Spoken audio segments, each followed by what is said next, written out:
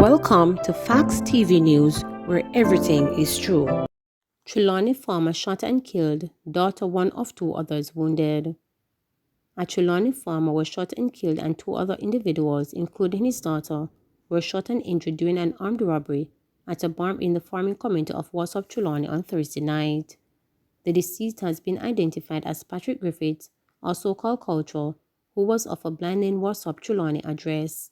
Reports are that about 10:30 p.m., Griffiths and his daughter were among patrons at a bar when they were approached by two men armed with handguns. The gunmen opened fire, hitting Griffiths and his daughter, who operates the bar.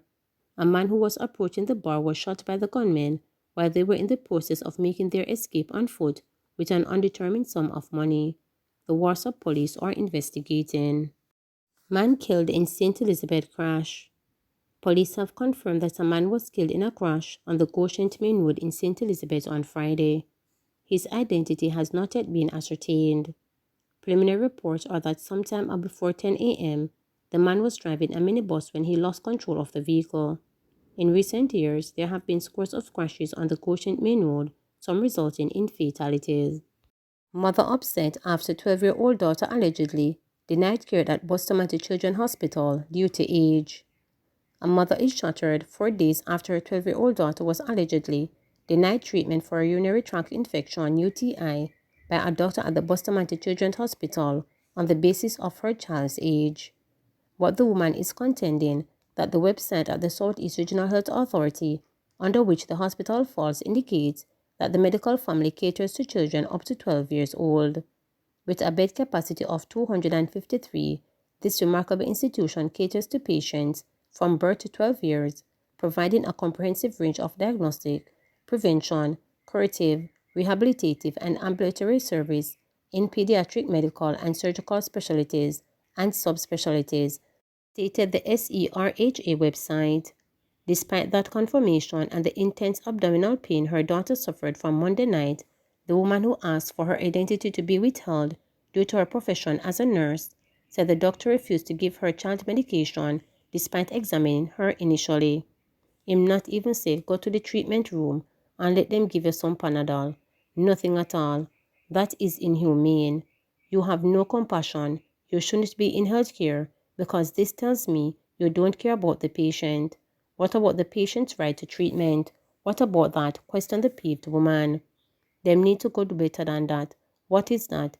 You take some 12-year-old and don't take some because of them height? Foolishness, she added. The woman in an interview on Friday explained that on Monday her daughter complained of extreme abdominal pains, which made her uncomfortable to walk. By 11 o'clock, the pains intensified, and she and her husband opted to take her to the Bustamante Children's Hospital because she is 12, and I think it is a more child-friendly space than another hospital, the woman explained. Before leaving, she packed her child's birth certificate as proof of her child's age because she was 5 feet 6 inches tall, which she indicated was tall for her age. On arrival at the hospital, the woman said she spoke to two nurses. When I went there, two nurses were at the desk and they asked how old she was. We said that she is 12 and one said, "Mommy, you're at the wrong hospital." The other nurse started to laugh, which I found weird because you guys take children at 12 years, and I asked, "What age do you stop?" And they said 12, the woman recalled. Unaware that the distressed woman was a nurse herself, the two nurses inquired of her daughter's complaint. After revealing that she suspected that her daughter has UTI, the nurses sent her daughter to do a urinary test. It was later confirmed that her daughter did indeed have UTI. Sometime later, the concerned mother's daughter was allowed to see a doctor. I eventually went into the doctor and he asked how old she is. I told him that she is 12. He then asked what happened with her and I told him and he examined her. Then he said to me, "You have to take her to KPH, Kingston Public Hospital, because we don't see children who is 12. I said, "I don't understand you. You just examine her," he said. "It is either you take her to KPH or a clinic in the morning," she recounted. In attempting once more to get medical help for her daughter, the woman said she outlined that her child was in extreme pain and could not walk. Further, she asked if it was going to give her some medication for the pain. To her amazement, she claimed that the doctor responded no and insisted that she had to take her daughter to KPH. He was rude, and even the little girl was asking why he was behaving like that, she alleged. I said, okay, thank you, the woman shared, adding, I left him the doctor there, and I took her home and administered some painkillers and took her to the private doctor the next day. Even that doctor was upset and expressed that she didn't understand the doctor's stance, the woman said. In light of the treatment meted out to her and her daughter, the nurses called for the Ministry of Health and Wellness to remove the age limit of birth to 12 from its website for children to receive medical care at Bustamante Children's Hospital. They need to remove from the website that they take children at 12. Currently, there was a young man that was pronounced dead at age 12. Why would he be pronounced dead there if they don't accept children who are 12 years old? Questioned the enraged parent. I don't understand, and it is unfair, and it needs to stop because it can happen to another patient and another parent and their child dies. If you have a patient, treat them, she demanded. My daughter's brother was sullen, so she was in pain. They never asked what year she was born or what month.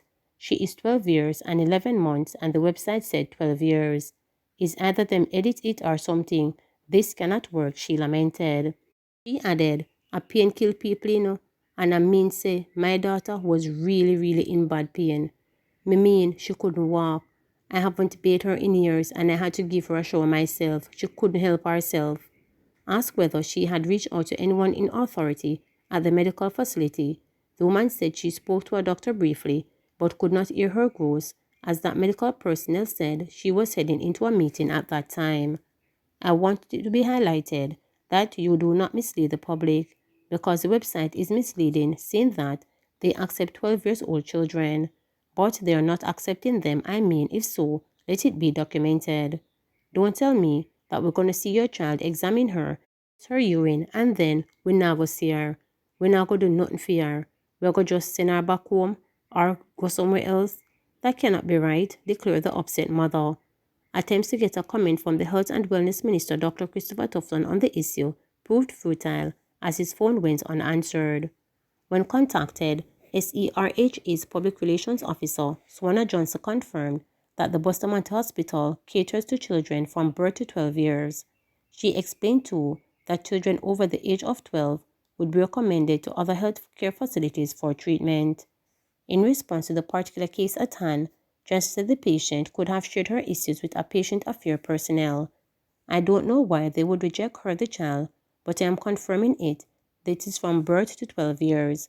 But any age over that, yes, they refer them to KPH or other public hospitals, she said. Johnson referred to the senior medical officer at the Bustamante Hospital, Dr. Michelle Ann Dawson. When contacted, Johnson said she would not be able to facilitate an interview as she was out of office for the day attending to personal matters. Stop sending guns here. Prime Minister on Holness warned Jamaicans living overseas who send guns to Jamaica to end the practice, as the government is intent on working with its law enforcement partners to find and extradite them here for prosecution. Speaking in the 2022-2023 budget debate at Garden House, Holness said that the government has been making calls on its security partners overseas to assist with the detection of guns coming into the island's ports and the interdiction of people overseas sending these weapons to Jamaica. Our partners have been cooperating with us both on guns and lottery scamming. However, from our side, we must show we are serious, Holness stated. It cannot be that agents at our ports are complicit in facilitating the import of illegal guns and contraband, and nothing is done about it. It cannot be that lottery scammers and other unfit persons are able to get legal guns to carry out their illicit activities, he said. We are tightening up the FLA, Firearm Licensing Authority, and Jamaica Customs. We are sending a message to our security partners that the Jamaican government is serious about stopping illegal guns, gangs, scammers, and drugs, and we will be seeking to intensify our cooperation with our security partners, particularly those in the US, the United Kingdom, and Canada, said the Prime Minister. I have a word to those overseas sending back guns to Jamaica in barrels and televisions. Stop it, we will fine you. You mean us no good. Can't say me never did warn you, he added. He pointed out that the government has remained unwavering in its strategic focus and resolve to dispute and dismantle criminal gangs, interdict dons and gunmen, and confiscate every illegal gun in Jamaica. He argued that the failure in the past by successive governments to take the meaningful and targeted action against Jamaica's biggest threat, the illegal gun, is having lasting consequences for the country today. This government has adopted a multifaceted approach to the problem of illegal guns through legislation, regulations, and law enforcement efforts. The Firearms Prohibition, Restriction and Regulation Act has been tabled in this House and is now being reviewed by a joint selected committee. It will introduce harsher penalties for offences connected with the illicit trade, manufacture, stockpiling, possession, profiling, and use of illegal guns, said Holness. At the same time, the Prime Minister told the House that last week Thursday, he had approved the transfer of more than 100 acres of hilltop land for the Windsor Farm property in Work Hill in the Jamaica Defence Force for the creation of a specialized operations base. He said that this is a strategic location from which the JDF can take control of the mountain ridge in the area, which covers part of the often volatile Mountain View Avenue and Rockford areas of Lower St. Andrew. It will also allow the JDF to conduct a range of operations in support of the Jamaica's Constabulary Force and other national security goals. This is the first of many more to come. We will not seize an inch of land for criminals to find them, have control, and are out of reach of law enforcement and the Jamaican state, he said. He also noted that often intelligence has pointed to crimes being directed from prisons, including the ordering of murders. The phones and contrabands do not walk into prisons by themselves. As it stands now, our prisons are a national security risk. Last year, I tasked the Minister of National Security and the JDF to finalize design for a high-security prison and identify the land where such a prison can be built. The plans are close to completion and the land has been located, he said. Holness said that it is an unassailable fact that the investment in building a national security apparatus by his government is unprecedented. He said that it is important for the country to understand that the government is pursuing a long-term, multifaceted strategy that will result in sustainable reductions in crime and violence. This is not a quick fix. Under Plan Secure Jamaica, we have started to strengthen our national security architecture by increasing the level and intensity of cooperation between agencies in the security space to narrow the opportunities for crime and remove the profit from crimes, he said. He noted that since taking office in 2016, a safer, more secure Jamaica has been and continues to be a priority for this government. I envision a Jamaica where its people live in harmony, where life, nature, and property are respected, where our socio-emotional intelligence is such that violence is not used in social interaction. I want to see a Jamaica where the people can sleep with their windows and doors open, and I don't resent from that. It is an ambition that we should all have rather than gleefully jeering where the situation seems overwhelming, he said. Please remember to subscribe, like, share, and click the notification bell for daily updates.